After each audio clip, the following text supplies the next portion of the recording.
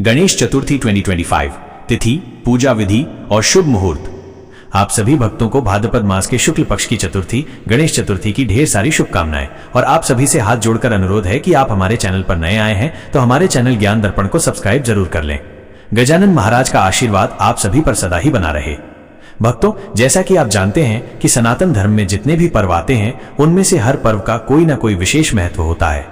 लेकिन जब हम गणेश चतुर्थी की बात करते हैं तो ये सिर्फ एक त्योहार नहीं बल्कि भक्त और भगवान के बीच प्रेम और विश्वास का अद्भुत संगम है। वर्ष 2025 में गणेश चतुर्थी को लेकर लोगों के मन में बड़ा ही असमंजस की भावना है। भक्त कंफ्यूजन में हैं कि गणेश चतुर्थी कब है, 26 तारीख को या 27 तारीख को। कुछ लोग बोल रहे हैं कि 26 को तो हरितालिका व्रत है और कुछ लोग 27 का बता रहे हैं। तो आज की इस वीडियो में हम आपकी इसी कंफ्यूजन को दूर करने जा रहे हैं। गणेश चतुर्थी या यूं कहें कि गणेश उत्सव 2025 में पर्व बुधवार 27 अगस्त 2025 को पूरे भारतवर्ष और विश्व भर में श्रद्धा और भक्ति के साथ मनाया जाएगा। हिंदू पंचांग के अनुसार ये तिथि भाद्रपद मास के शुक्ल पक्ष की चतुर्थी होती है और इसी दिन विघ्नहर्ता, बुद्धि और विवेक के देवता गणपति बप्पा का जन्म हुआ था। इसीलिए इस दिन को विनायक चतुर्थी और गणेश चतुर्थी दोनों नामों से जाना जाता है। भक्तों, जैसा कि आपको बता दें, ये चतुर्थी कोई मामूली तिथि नहीं है। इस तिथि पर भगवान गणेश स्वयं पृथ्वी लोक पर आते हैं और अपने भक्तों के संकट को दूर करते हैं। जो कोई मनुष्य भगवान गणेश जी का आने का स्वागत सच्चे मन से करता है, विधि विधान से पूजा पाठ व्रत करता है, भगवान गणेश उसके सारे दुख दर्द कष्ट अपने साथ लेकर चले जाते हैं। भक्तों, जब हम गणेश चतुर्थी की बात करते हैं ना, तो ये सिर्फ एक दिन की पूजा भर नहीं होती। इसे ऐसे समझिए जैसे कोई राजा अपने महल से निकलकर प्रजा के बीच आकर कुछ दिनों के लिए रहने लगे। हर साल भाद्रपद मास की शुक्ल पक्ष की चतुर्थी तिथि को यानी अगस्त सितंबर के महीने में गणपति बप्पा अपने कैलाश से धरती पर पधारते हैं। उनके आने का भाव यह है कि वो अपने भक्तों के सुख दुख सुने, विघ्न दूर करे और हर घर में खुशियां बरसाएं। अब प्रश्न यही आता है कि बप्पा हमारे घर में कितने दिन रहते हैं? तो देखिए, ये हर घर परिवार पर निर्भर करता है। कुछ लोग उन्हें सिर्फ 1.5 दिन के लिए विराजमान करते हैं, यानी स्थापना करने के अगले दिन ही विसर्जन कर देते हैं। कोई उन्हें 3 दिन रखते हैं, कोई 5 दिन, कोई 7 दिन और कुछ लोग पूरे 10 दिन तक गणपति बप्पा को घर में विराजित रखते हैं। शास्त्र और लोक परंपरा दोनों यही कहते हैं कि पूरे 10 दिन रहकर भाद्रपद शुक्ल पक्ष की चतुर्दशी यानी अनंत चतुर्दशी के दिन विसर्जन करना सबसे प्रमुख और पूर्ण माना जाता है। लेकिन मजेदार बात यह है कि गणपति बप्पा को विदा करना उतना आसान नहीं है जितना लाना। जब वो आते हैं तो हर घर में उत्सव, गीत, भजन, मोदक, लड्डू की मिठास होती है। 10 दिन तक ऐसा लगता है जैसे घर घर में स्वर्ग उतर आया हो। और फिर विसर्जन के दिन जब गणपति बप्पा मोरया अगले बरस तू जल्दी आ की गूंज होती है तो आंखें नम हो जाती हैं। ये विसर्जन असल में एक गहरा संदेश देता है कि जीवन अस्थायी है, हर चीज वापस उसी ईश्वर में विलीन हो जाती है जिससे निकली है। तो संक्षेप में कहें तो गणेश जी पृथ्वी पर चतुर्थी से चतुर्दशी तक यानी अधिकतम 10 दिन विराजते हैं। लेकिन भक्त अपनी श्रद्धा के अनुसार उन्हें 1.5, 3, 5 या 7 दिन बाद भी विदा कर सकते हैं। और विसर्जन का सबसे बड़ा पर्व होता है अनंत चतुर्दशी का दिन, जब पूरा समाज एक स्वर में बप्पा को विदा करता है। अब आप सोच रहे होंगे कि ये पर्व हर साल भाद्रपद मास में ही क्यों आता है? तो इसका कारण है चंद्र कैलेंडर की गणना, जिसमें सूर्य और चंद्रमा के संयोग से बनने वाली तिथियों के अनुसार पर्व तय होते हैं। भाद्रपद शुक्ल पक्ष की चतुर्थी को गणेश जी का प्राकट्य हुआ था, इसलिए यही दिन उनके जन्मोत्सव का प्रतीक बन गया। इस बार की गणेश चतुर्थी 2025 में ये तिथि 26 अगस्त दोपहर 1:54 बजे से शुरू होकर 27 अगस्त दोपहर 3:44 बजे तक रहेगी। इसीलिए प्रतिमा स्थापना और गणेश पूजा का सबसे शुभ समय 27 अगस्त की दोपहर यानी मध्याह्न मुहूर्त में है। गणेश जी की पूजा का शुभ मुहूर्त 11:05 बजे से 1:40 बजे तक रहेगा, जिसमें पूरे विधि विधान से गणपति की स्थापना करनी चाहिए। ये समय इसलिए शुभ माना जाता है क्योंकि शास्त्र कहते हैं कि चतुर्थी की मध्याह्न बेला ही गणपति की पूजा का उत्तम काल है। यही कारण है कि महाराष्ट्र, मध्य प्रदेश, उत्तर प्रदेश, गुजरात, दिल्ली, राजस्थान ही नहीं बल्कि विदेशों में बसे भारतीय भी इसी दिन गणपति बप्पा की स्थापना करते हैं। इससे पहले हम जान लेते हैं कि चतुर्थी व्रत की पूजा का शुभ मुहूर्त क्या है, क्योंकि शुभ मुहूर्त में किया हुआ उपाय हमेशा ही लाभ प्रदान करता है, वो कभी निष्फल नहीं जाता। अब अगर शुभ मुहूर्त की बात करें तो जैसा कि बताया गया 2025 में गणेश चतुर्थी का शुभ समय 27 अगस्त को 11:05 बजे से 1:40 बजे तक है। हालांकि भारत के अलग अलग शहरों में यह समय कुछ मिनटों का अंतर ले सकता है। जैसे दिल्ली में यह समय 11:05 से 1:40 बजे तक है, मुंबई में 11:24 से 1:50 बजे तक, चेन्नई में 10:55 से 12:25 बजे तक और कोलकाता में 10:08 से 1:06 बजे तक रहेगा। इस मुहूर्त में गणेश जी की स्थापना करना सबसे उत्तम है, क्योंकि शास्त्र कहते हैं कि मध्याह्न काल में की गई पूजा भगवान गणपति को अत्यंत प्रिय है। इसके अलावा इस दिन चंद्र दर्शन से भी बचना चाहिए, क्योंकि मान्यता है कि चतुर्थी के दिन चंद्रमा को देखने से मिथ्या दोष लगता है और मनुष्य पर झूठे आरोप लगते हैं। इसलिए इस दिन 26 अगस्त दोपहर 1:54 से रात 8:29 बजे तक और 27 अगस्त सुबह 9:28 बजे से रात 8:57 बजे तक चंद्रमा को देखने से बचना चाहिए, क्योंकि चंद्रमा को देखना शुभ नहीं माना जाता। इस स्थिति में आप गणेश जी का ध्यान कीजिए। साथ ही साथ भगवान भोलेनाथ, माता पार्वती जी का भी आप ध्यान करके पूजा पाठ व्रत कर सकते हैं। अब कुछ भक्त ऐसे भी हैं जो घर में गणेश जी तो ले आते हैं, लेकिन उनको स्थापना कैसे करना है, गणेश जी को जो आसन दिया जाता है वो कैसे देना है, कौन कौन सी तैयारी है जो हमें गणेश जी की स्थापना में करना है, तो वो भी हम आपको इस वीडियो में बताएंगे। इसके लिए आपको वीडियो के अंत तक बने रहना है, तभी आपको संपूर्ण जानकारी प्राप्त होगी, अन्यथा आपसे इतनी महत्वपूर्ण जानकारी छूट सकती है। अब बात करते हैं स्थापना की। गणेश चतुर्थी पर गणेश जी की प्रतिमा घर लाने का महत्व सिर्फ पूजा पाठ तक सीमित नहीं, बल्कि ये भगवान को अपने घर में, अपने दिल में, अपने परिवार में स्वागत करने का प्रतीक है।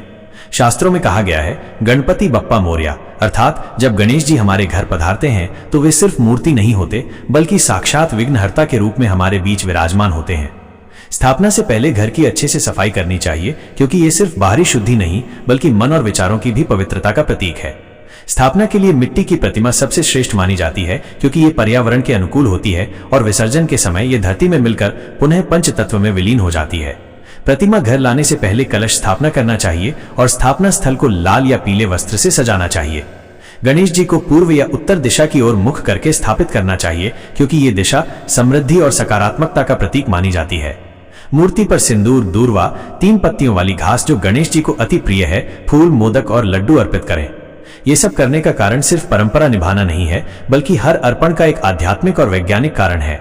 जैसे दूर्वा शीतलता का प्रतीक है, मोदक ज्ञान और प्रसन्नता का प्रतीक है और लड्डू समृद्धि का प्रतीक है। इस प्रकार जब हम गणेश जी की स्थापना करते हैं तो वास्तव में हम अपने घर में सुख, समृद्धि, शांति और ज्ञान की स्थापना कर रहे होते हैं।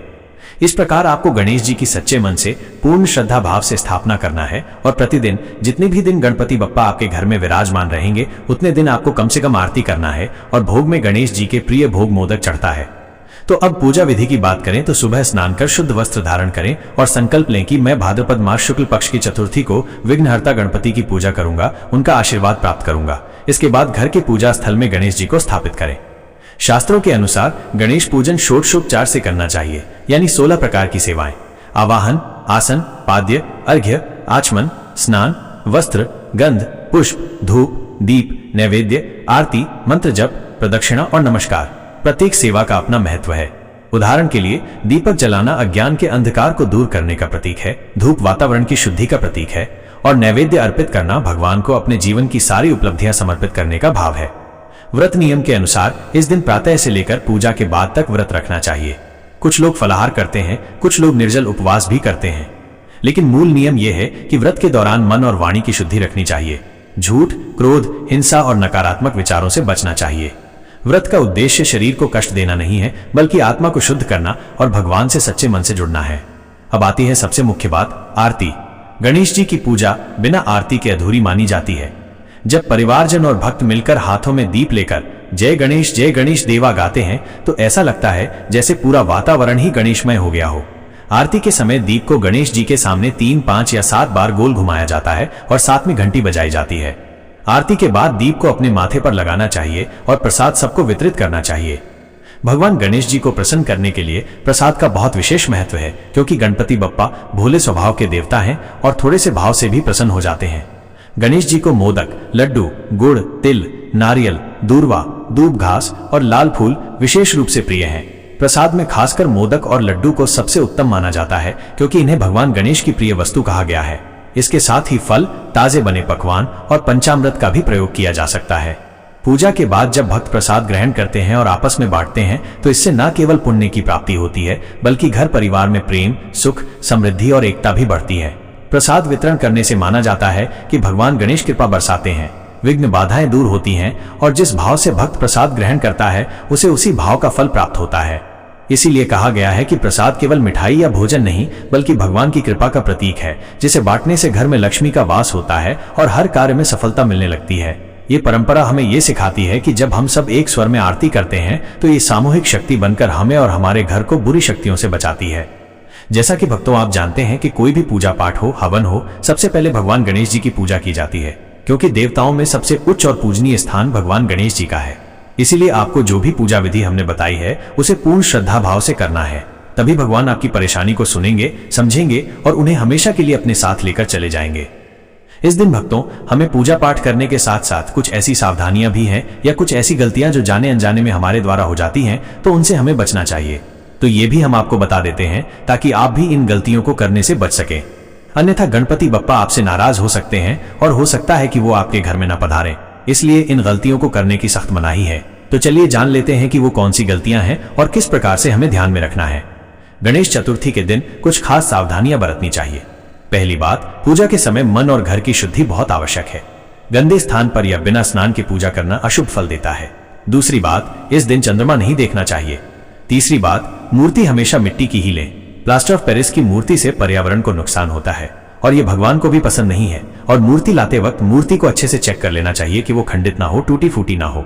चौथी बात, गणेश जी को तुलसी पत्र अर्पित नहीं करना चाहिए, क्योंकि शास्त्रों में तुलसी और गणेश जी की कथा आती है, जिसमें तुलसी गणेश से विवाह का प्रस्ताव रखती हैं और गणेश ने मना कर दिया, इसलिए उन्हें तुलसी पत्र अर्पित नहीं किया जाता।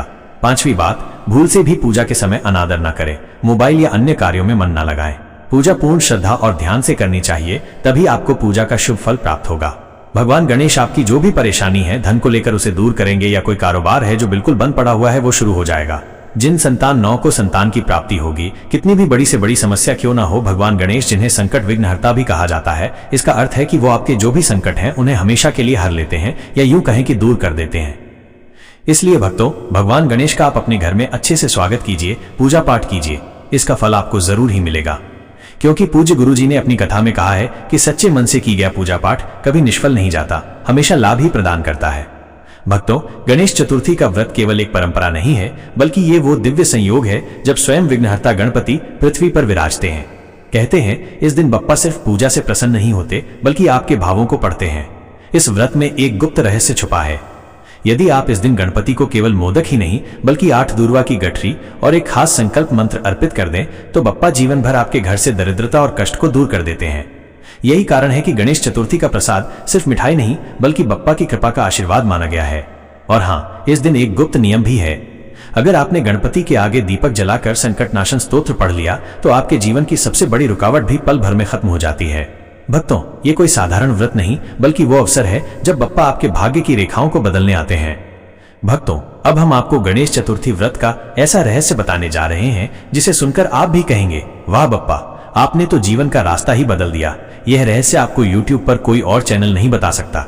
इसलिए इस जानकारी को सुनने के लिए पूरा ध्यान लगाकर आपको सुनना होगा, तभी आपको समझ में आएगा। और उसको समझने के लिए आपको वीडियो को पूरा देखना होगा, क्योंकि गुरुजी ने तो साफ साफ कहा है कि हम तो केवल सलाह दे सकते हैं और आपको रास्ता दिखा सकते हैं। अब आप उसे सलाह को मानो या ना मानो, जो रास्ता आपको दिखाई जाए उसको अपनाओ या ना अपनाओ, आपकी मर्जी है। लेकिन हम तो यही कहेंगे कि आप हमारी बातों को अच्छे से ध्यान में बिठा लोगे तो आपका बेड़ा पार हो जाएगा। तो चलिए जान लेते हैं। हिंदू धर्म में गणेश चतुर्थी सिर्फ पूजा का दिन नहीं है, बल्कि ये वो पल है जब स्वयं विघ्नहर्ता गणपति इस पृथ्वी पर अवतरित होते हैं। मान्यता है कि भाद्रपद मास के शुक्ल पक्ष की चतुर्थी को माता पार्वती के आंगन में गणेश जी का जन्म हुआ था। इस दिन घर घर बप्पा की स्थापना होती है और भक्त उनकी सेवा ऐसे करते हैं जैसे छोटे बच्चे की। लेकिन भक्तों, इस व्रत में कुछ गुप्त रहस्य हैं जो हर किसी को पता नहीं होते, और आज मैं आपको वो सब बताने वाला हूं ताकि आपकी मनोकामना तुरंत पूरी हो जाए। इसलिए इन बातों को अपनों तक सीमित मत रखना। जो कोई आपका करीबी है, जो परेशानी में है, मेहनत तो करता है लेकिन उसका फल प्राप्त नहीं होता, तो उसके लिए और आपके लिए ये एक मौका आया है जो कि साल में एक ही बार आता है। तो इस मौके को अपने हाथ से मत जाने देना। भक्तों, अपना ज्यादा समय बर्बाद न करते हुए चलिए जान लेते हैं। पहला रहस्य, 8 दूर्वा की गठरी। गणपति बप्पा को दूर्वा घास सबसे प्रिय है, लेकिन शास्त्रों में लिखा है कि अगर आप इस दिन गणेश जी को 8 दूर्वा की गठरी अर्पित करते हैं और मन ही मन कहते हैं विघ्नेश्वर नमः, तो आपके जीवन की बड़ी से बड़ी रुकावट मिट जाती है। माना जाता है कि ये उपाय इतना शक्तिशाली है कि वर्षों से अटके काम भी शुरू हो जाते हैं। दूसरा रहस्य, मोदक नहीं, भाग्य मोदक। मोदक सबको पता है कि गणपति को प्रिय है, लेकिन कम ही लोग जानते हैं कि अगर आप मोदक में थोड़ा सा गुड़ और तिल मिलाकर अर्पित करें तो इसे भाग्य मोदक कहा जाता है। इस प्रसाद को ग्रहण करने से घर में दरिद्रता कभी नहीं आती और धन धान्य की वृद्धि होती है। तीसरा रहस्य, संकटनाशन स्तोत्र का चमत्कार। गणेश चतुर्थी की रात जब आप दीपक जलाकर श्रद्धा से संकटनाशन स्तोत्र का पाठ करते हैं तो मान्यता है कि आपके जीवन का सबसे बड़ा संकट तुरंत समाप्त हो जाता है। ये स्तोत्र इतना शक्तिशाली है कि इसे संकट मोचक गणपति का वरदान माना गया है। चौथा रहस्य, प्रसाद वितरण का दिव्य फल। भक्तों, एक बात हमेशा याद रखना, प्रसाद बांटना केवल मिठाई बांटना नहीं है, ये बप्पा की कृपा को सबके साथ साझा करना है। जो व्यक्ति इस दिन प्रसाद बांटता है उसके घर में सौभाग्य और सुख समृद्धि बढ़ती है, और खास तौर पर अगर प्रसाद में नारियल और गुड़ शामिल हो तो घर में लक्ष्मी का वास होता है। ऐसा करने से माता लक्ष्मी प्रसन्न होती हैं, और जिस भक्त के ऊपर माता लक्ष्मी प्रसन्न हो जाएं तो उसके भाग्य के सितारे ही चमक जाते हैं। धन दौलत की कभी कमी नहीं होती है, रुपया पैसा हमेशा ही आता है और टिकता है, क्योंकि माता लक्ष्मी स्वयं धन की देवी हैं। तो इस उपाय को तो आपको जरूर ही कर लेना। पांचवा रहस्य, व्रत का फल और नियम। गणेश चतुर्थी व्रत में सूर्योदय से पहले उठकर स्नान करें, गणपति की स्थापना करें, 21 दूर्वा, 21 लड्डू और 21 फूल अर्पित करें। अगर आप पूरे दिन व्रत रखते हैं और शाम को गणेश जी का पूजन करके कथा सुनते हैं तो कहा जाता है कि भगवान स्वयं आपके भाग्य की रेखाएं सुधार देते हैं। जिस मनुष्य का दुर्भाग्य उसका साथ नहीं छोड़ता उसका दुर्भाग्य हमेशा के लिए समाप्त हो जाता है, क्योंकि स्वयं गणेश जी उस दुर्भाग्य की रेखाओं को मिटा देते हैं और सौभाग्य की प्राप्ति होती है। अंतिम रहस्य, बप्पा पृथ्वी पर कितने दिन रहते हैं? भक्तों, क्या आप जानते हैं कि गणपति बप्पा इस दिन सिर्फ पूजा से प्रसन्न होकर चले नहीं जाते, वे पृथ्वी पर 10 दिनों तक अपने भक्तों के घर घर में विराजते हैं।